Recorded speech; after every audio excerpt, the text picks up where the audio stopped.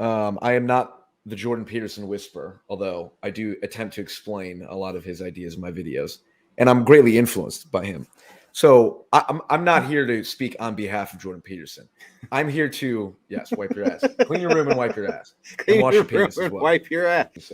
He manufactures an illusion of intellectual acumen by the excessive use of verbosity. So Yeah. I'm trying to give you kind of an overview Sure. that these ideas, Peterson especially, he, think about his advice, his rules for life, right? So one of the critiques in the book, Jordanetics, is, Peterson says, clean up your room. And kind of the thought process behind this PF is if you haven't cleaned up your own space, you can't deal with your own space, what the fuck are you doing going out trying to change the world, right?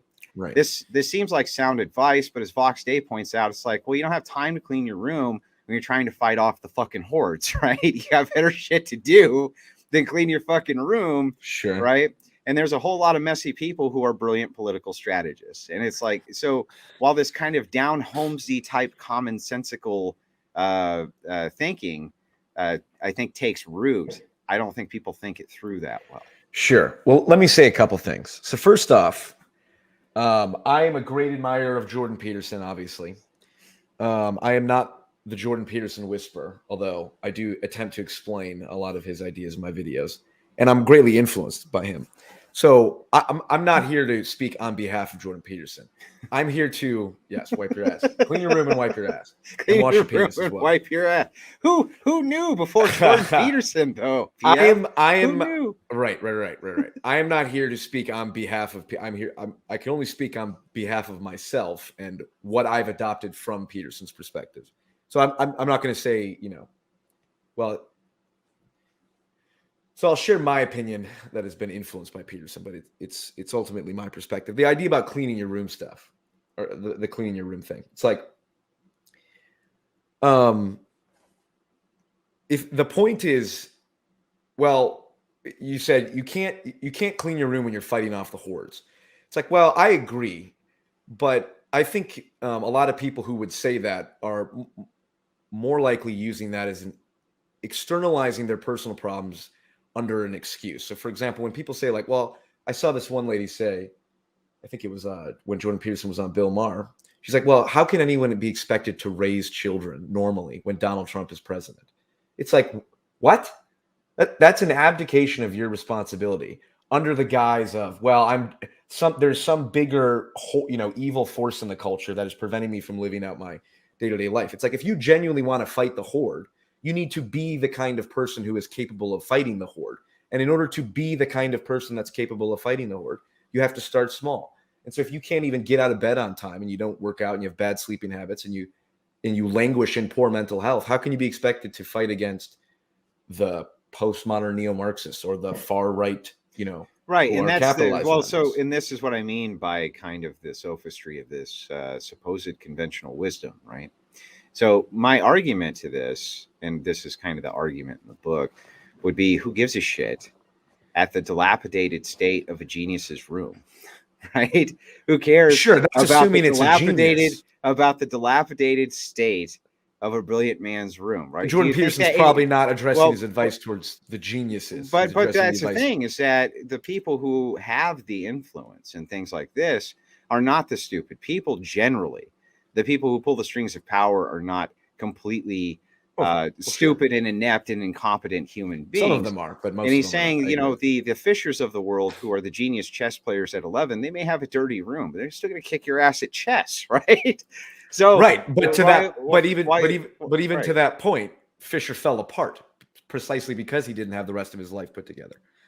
No, he fell apart because he was so brilliant. The man was so brilliant that he did not consider anything to be challenging. So he would walk away from a chess tournament if they didn't capitulate to everything that he wanted them to do, because he already knew the outcome. So he's like, you're going to do what I say, or if you don't, what do I care, right? He became very one-dimensional.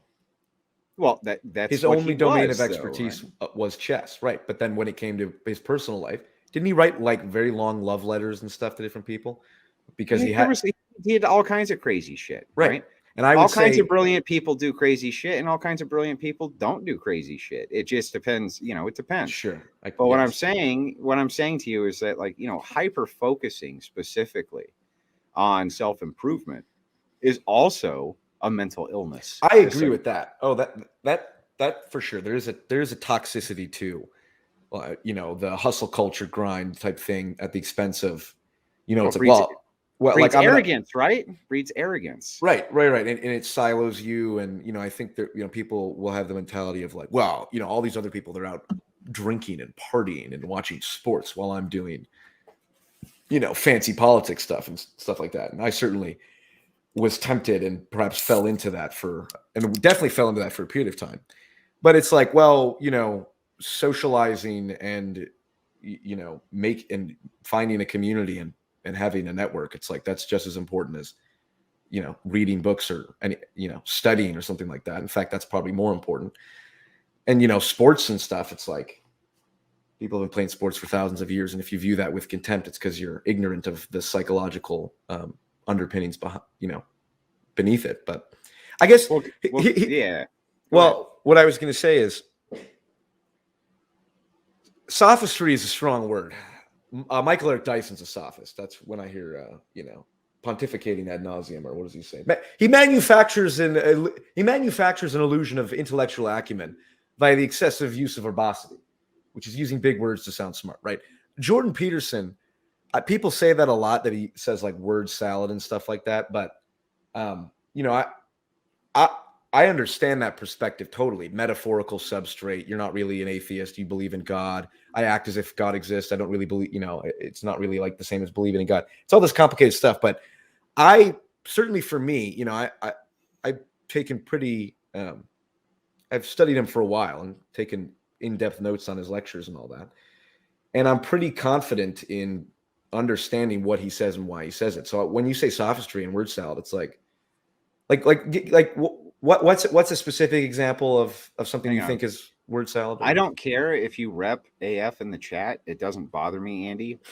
Just make sure that you follow the TOS. That's the only thing you get banned for, like literally. So don't spam. Don't do that shit. I don't care if you rep your political organization. It doesn't bother me. So anyway, go ahead. America first. What's an example of word salad? What's an example of something that you think is really sophistry? You think that his beliefs about God? Oh, I didn't say sophistry. I think you used the word sophistry. I think you're reading chat. Chat said sophistry. I don't got chat up. Maybe we can go back to the timestamps. What do you think is an example of? Well, I've already told you too. The breakdowns of the Bible would be. Okay. I would consider that to be intellectual sophistry. It's understanding. So let me try to explain this to you. Yeah. Christianity was never supposed to be divorced from the metaphysical ever. Okay. What happened kind of with this Protestant Reformation was a divorce from the metaphysical part of Christianity. Okay. That was never supposed to be the case ever. And this is something that you see Jordan Peterson do, is he wants to do these kind of intellectual breakdowns of these types of lessons absent the metaphysical or the spiritual, right? Mm-hmm. You can't actually interpret the Bible without using a spiritual or metaphysical lens, because it doesn't make any sense. You only get the surface level of it. And so the problem that I have with the Peterson followers, or what I see with you, so forget Peterson for a second. I'm just talking about PF now, and PF's kind of more centrist views, right? Mm-hmm. Is that you seem to be upset and hate the same things in the culture that I hate. The same problems that are going on, you seem to be just as mad about them, just as angry as I am about them, right? Yeah, it would depend on which ones in particular. I'm sure we disagree on some, but for the most part, sure. Yeah, for the most part, right? But the thing is that you have no grounding from which to scream at them, except just me, PF, solo individual, my preference is X. And this was kind of what ended up happening in your debate with Zen Shapiro, because he was trying to give you, like, he was trying to say, look, let's go after what you ground these things in, so that you have some type of springboard to go after these things that you hate. Now, I'm not going to do that. I don't think that it's particularly useful. What I'm going to do instead is I'm going to plead with you to understand that Christianity is not only not your enemy, as you know, But the reason that you should join that side is because all of the things in which your interests are represented are on that side. All of them. There's not a single one that's not. And the only reason I think that you're resistant to it is because there's rules and hierarchies that you don't want to follow. Interesting. Well, there's a number of things I could say. First off, my debate with Zen Shapiro, where I utterly destroyed him, I think went quite well. To your point about him not, you said I didn't have anything. You said I didn't have anything grounded in it, right? Like you said, like when we're criticizing the far left stuff, if I'm not grounded in a Christian metaphysic, I'm not standing on something with which to be able to criticize. Yeah, Right? nothing outside yourself from which to ground your ethics. So I would disagree with that. So I think you can make objective claims about psychology and evolution.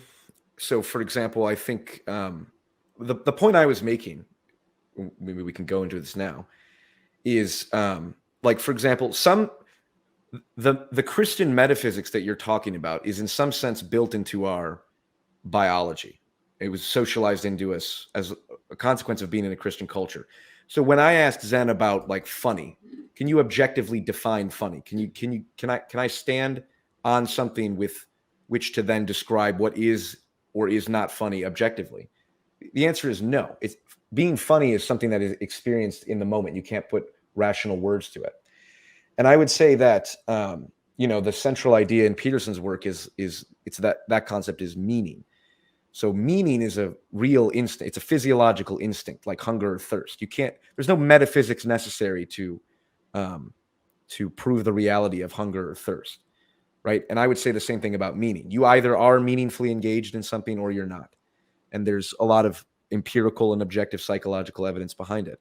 And I would say you can derive meaning from stories, from archetypes, from narrative, mythologies I'm like not Christianity. disputing any of that, though. I don't think Okay. it's particularly useful to dispute it. It's not Sure. necessary.